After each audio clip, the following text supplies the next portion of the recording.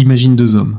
Le premier gagne 5 000 € par mois à Paris ou 3 millions de francs CFA à Abidjan. Il conduit une voiture rutilante, porte des vêtements de marque et dîne dans les meilleurs endroits. Pourtant, chaque nuit, il ne dort pas. Il transpire de peur. Si son patron l'appelle demain pour le licencier, son monde s'écroule en 30 jours. Il est à une fiche de paie de la rue. Le deuxième homme gagne 3 fois moins. Il vit simplement, presque de manière invisible, mais il a le sourire aux lèvres. Pourquoi ? Parce qu'il possède quelque chose que le premier n'aura jamais, peu importe son salaire, le contrôle. La question n'est pas de savoir combien tu gagnes, mais combien de temps tu pourrais survivre si tu arrêtais de travailler demain matin. La plupart des gens confondent avoir de l'argent et être riche. C'est l'erreur fatale qui condamne 95% de la population à l'esclavage moderne. Aujourd'hui, je vais te montrer la frontière invisible entre la pauvreté financière et la richesse intérieure.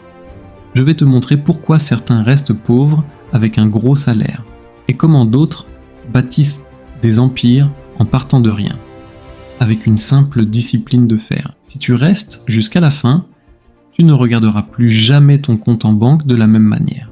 Tu vas comprendre que ta liberté ne dépend pas de l'économie mondiale, mais de la guerre qui se joue actuellement dans ta tête. Écoute bien ce que je vais te dire, parce que c'est ici que tout bascule. Le système scolaire et la société t'ont menti. On t'a vendu un rêve qui est en réalité un piège doré. Fais des études, trouve un bon travail et tu seras en sécurité.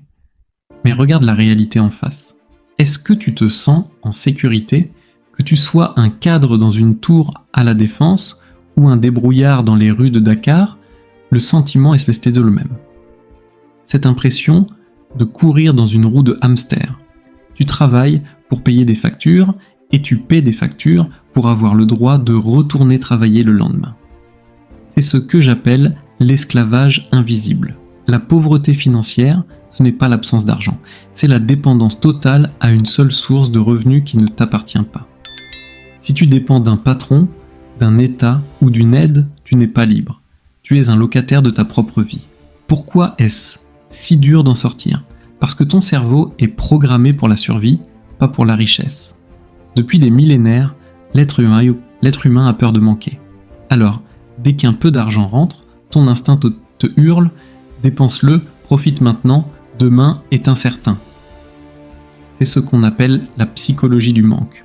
En Afrique, cette psychologie est amplifiée par la pression sociale. Dès que tu commences à réussir un peu, la famille, les amis, le quartier attendent que tu montres ta réussite. Tu achètes une plus grosse voiture, tu payes des tournées, tu aides tout le monde et tu finis vide. En Occident, c'est le crédit qui te tue. On te prête de l'argent que tu n'as pas pour acheter une maison que tu ne posséderas que dans 25 ans et tu te retrouves enchaîné à un job que tu détestes juste pour ne pas perdre ton toit. La richesse intérieure, c'est le pouvoir de dire non. C'est la capacité de regarder une tentation, un objet brillant, une validation sociale immédiate et de dire « mon futur vaut plus que ce plaisir de 5 minutes ». Le riche intérieur sait que l'argent est un outil, pas une fin. Il sait que chaque billet est un petit soldat. Si tu dépenses ton billet pour un iPhone, ton soldat est payé et mort. Si tu l'investis dans ta connaissance, dans un petit business de côté ou dans un actif qui rapporte, ton soldat part au combat pour te ramener d'autres soldats. La différence entre celui qui stagne et celui qui s'élève, c'est la transformation intérieure silencieuse. C'est ce moment où tu arrêtes de te plaindre du prix de l'essence ou du taux de change et où tu commences à te demander comment puis-je devenir si utile au marché que l'argent deviendra une conséquence inévitable de ma valeur. Le monde ne te donne pas ce que tu veux. Le monde te donne ce que tu mérites par ta discipline. La pauvreté financière est souvent le reflet d'une pauvreté de choix, d'une pauvreté de lecture, d'une pauvreté de relation. Si tu veux changer le chiffre sur ton écran bancaire, tu dois d'abord changer le logiciel qui tourne dans ton crâne. Tu dois passer du statut de consommateur passif à celui de bâtisseur actif. Et cela commence par une décision simple, mais brutale, accepter de vivre comme personne ne veut vivre pendant quelques années, pour pouvoir vivre comme personne ne peut vivre le reste de ta vie. Écoute-moi bien, car ce que je vais te dire maintenant est la pilule la plus difficile à avaler. Tu dis que tu veux la liberté. Tu dis que tu veux voir ton compte en banque déborder de revenus passifs. Tu dis que tu veux mettre ta famille à l'abri, que tu sois à Douala, à Lyon ou à Montréal. Mais la vérité, c'est que tu n'es pas encore prêt à payer le prix. Le prix de la richesse n'est pas seulement financier. Le prix de la richesse, c'est le meurtre de la personne que tu es aujourd'hui. Il y a une version de toi qui est paresseuse. Il y a une version de toi qui a besoin de l'approbation des autres. Il y a une version de toi qui préfère scroller sur TikTok pendant 3 heures plutôt que de lire un livre sur la gestion des actifs ou d'apprendre une compétence monétisable. Ce toi actuel est celui qui te maintient dans la pauvreté. Et si tu veux que le toi riche survive, le toi pauvre doit mourir. C'est ce que j'appelle la transformation intérieure silencieuse. La plupart des gens attendent un miracle. Ils attendent que le gouvernement change, que l'économie s'améliore ou que quelqu'un leur donne une opportunité en or. Ils vivent dans l'attente, mais le bâtisseur, lui, vit dans l'action invisible. La discipline, c'est ce que tu fais quand personne ne te regarde. C'est ce que tu fais à 22 heures quand tu es fatigué de ta journée de salarié, mais que tu ouvres quand même ton ordinateur pour travailler sur ton projet. C'est ce que tu fais le week-end quand tes amis t'appellent pour sortir boire un verre ou aller à une fête, et que tu réponds « Désolé, j'ai une mission ». En Afrique, on a souvent cette culture de la fête et de la solidarité qui peut devenir un piège. On dépense le peu qu'on a pour paraître bien lors d'un mariage ou d'un baptême, on sacrifie son avenir pour le regard du quartier. En Occident, c'est le confort du canapé et de Netflix qui t'endort. C'est la même prison, juste les barreaux qui changent de couleur. La richesse intérieure, c'est le stoïcisme financier. C'est comprendre que ton bonheur ne peut pas dépendre d'un nouvel achat. Si tu n'es pas heureux avec un bol de riz et un toit sur la tête, tu ne seras jamais heureux avec un jet privé. L'argent ne fait qu'amplifier ce que tu es déjà. Si tu es instable et vide à l'intérieur, l'argent fera de toi un instable célèbre. Rien de plus. La discipline, c'est la seule monnaie qui a de la valeur dans le noir. Regarde les grands bâtisseurs. Regarde ceux qui ont construit des empires en partant de zéro. Ils ont tous passé une période de leur vie que l'on appelle le tunnel. Une période de 2, 3, 5 ans où ils ont disparu. Pas de fête, pas d'achat inutile, pas de distraction. Juste du travail, de l'apprentissage et de l'épargne forcée. Ils ont investi dans leur cerveau avant d'investir dans leur garage. Parce que ton cerveau est le seul actif qu'on ne pourra jamais te voler. Si l'économie s'effondre, si ta monnaie est dévaluée, si ton entreprise fait faillite, celui qui a la richesse intérieure se relèvera toujours. Pourquoi ? Parce qu'il sait comment créer de la valeur. Il possède les codes. La pauvreté financière, c'est d'avoir peur de demain. La richesse intérieure, c'est de savoir que peu importe ce que demain apporte, tu as les compétences et la discipline pour dominer la situation. Pose-toi cette question et sois honnête. Si je t'enlevais tout aujourd'hui, tes vêtements, ton téléphone, ton titre social, qu'est-ce qu'il resterait de toi ? Si la réponse est rien, alors tu es déjà pauvre, peu importe le solde de ton compte. Il est temps d'arrêter de décorer ta cellule de prison, il est temps de commencer à creuser le tunnel pour en sortir. Et ce tunnel se creuse avec une seule pioche, la responsabilité totale. Arrête de blâmer tes parents, arrête de blâmer le système, arrête de blâmer la chance. Regarde-toi dans le miroir. Ton pire ennemi et ton meilleur allié sont la même personne. C'est toi. La liberté financière n'est pas un cadeau, c'est une conquête. Et chaque conquête commence par une victoire sur soi-même. Écoute bien, car c'est ici que la magie opère. Mais attention, ce n'est pas la magie d'un tour de cartes. C'est la magie du temps et de la patience. On te bombarde de publicité pour des revenus passifs, miracle.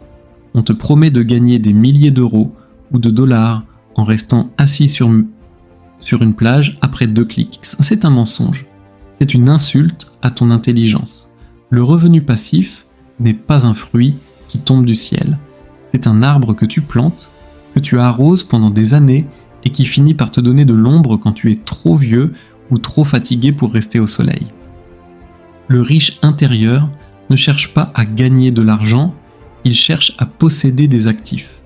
Quelle est la différence? Si tu es médecin, avocat ou chauffeur, tu gagnes de l'argent, mais si tu t'arrêtes, l'argent s'arrête, tu es un esclave de luxe. Un actif, c'est quelque chose qui travaille pour toi pendant que tu dors, pendant que tu manges, pendant que tu joues avec tes enfants. Que tu sois à Bamako ou à Bruxelles, les lois sont les mêmes.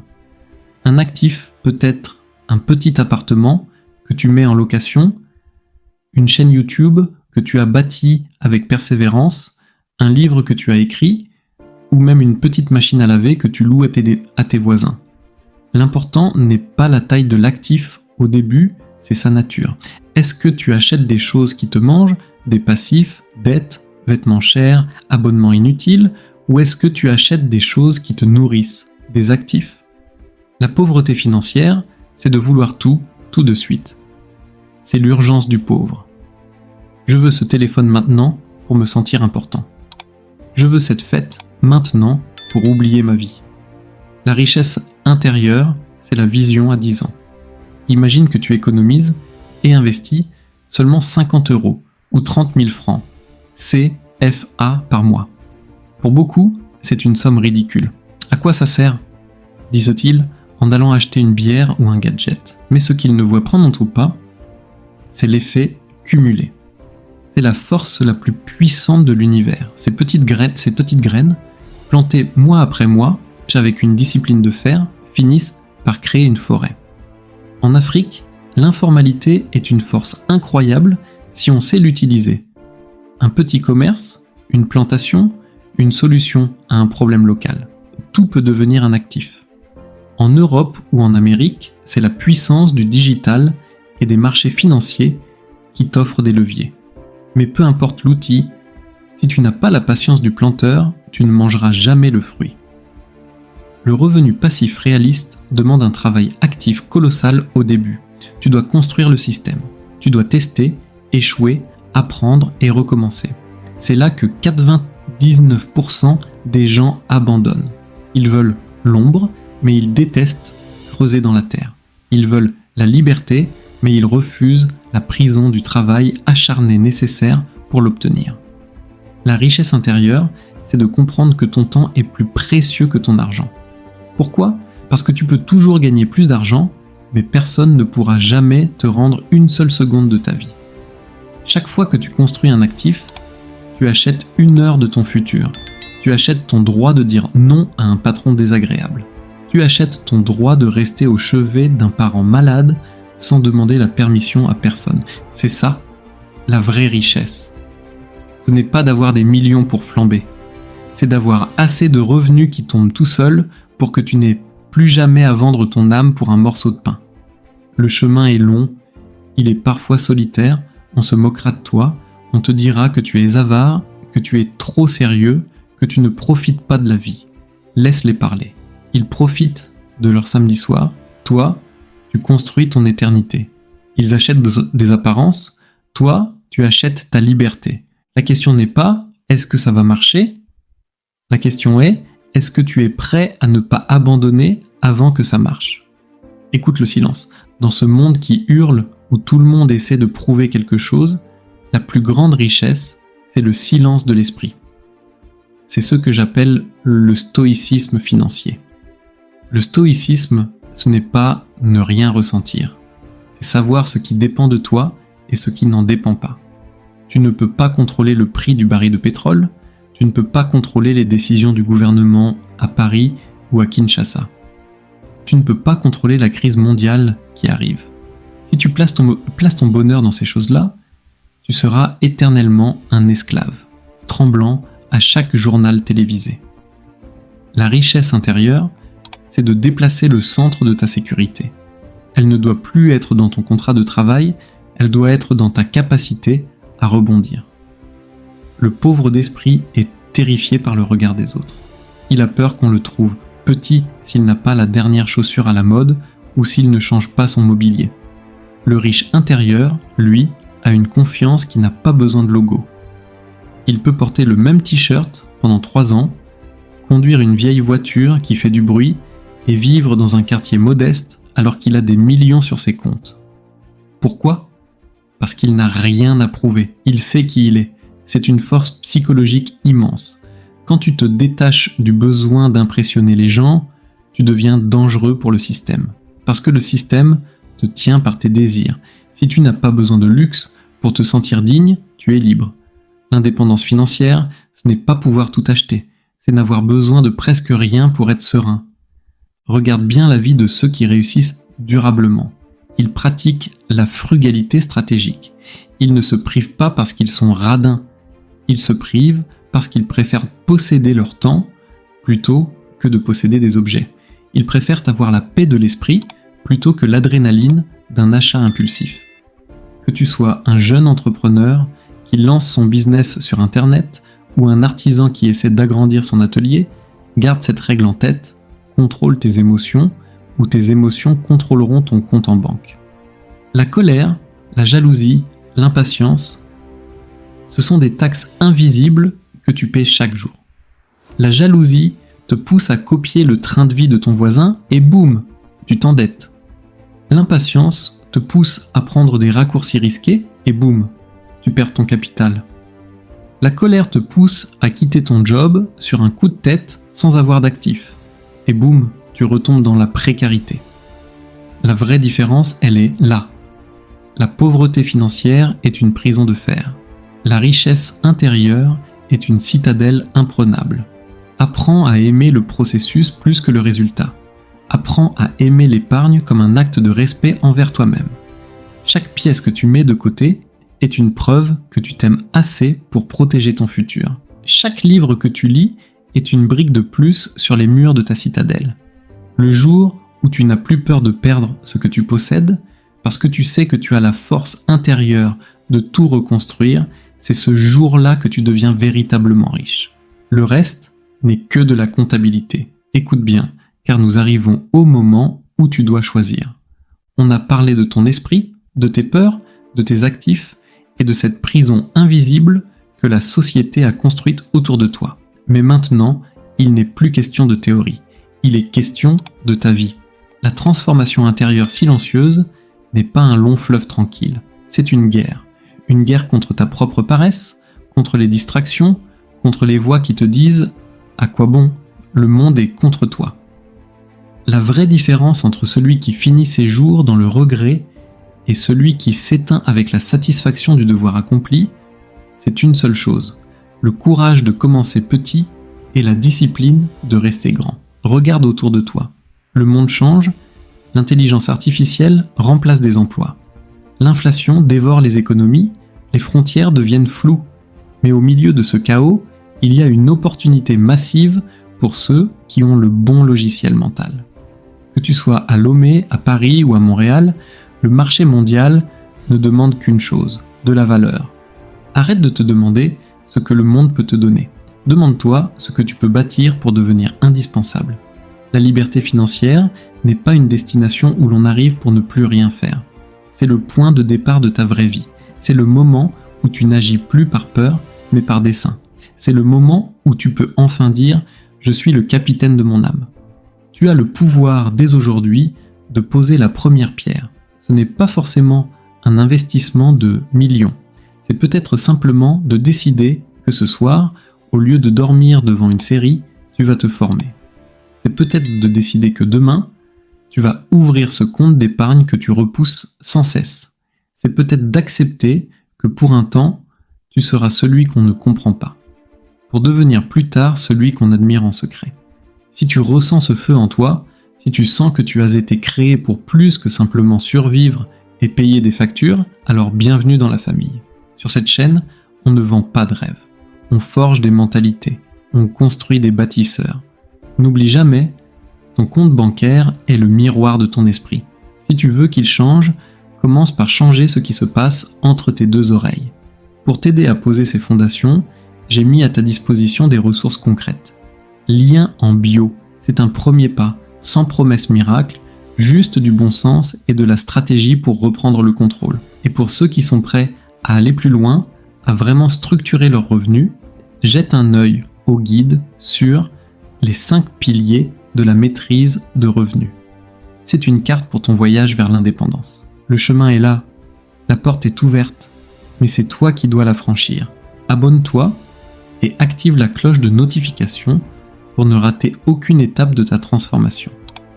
Commente ci-dessous avec le mot bâtisseur si tu as décidé aujourd'hui que ta pauvreté financière s'arrête ici et que ta richesse intérieure commence maintenant. On se retrouve dans la prochaine vidéo.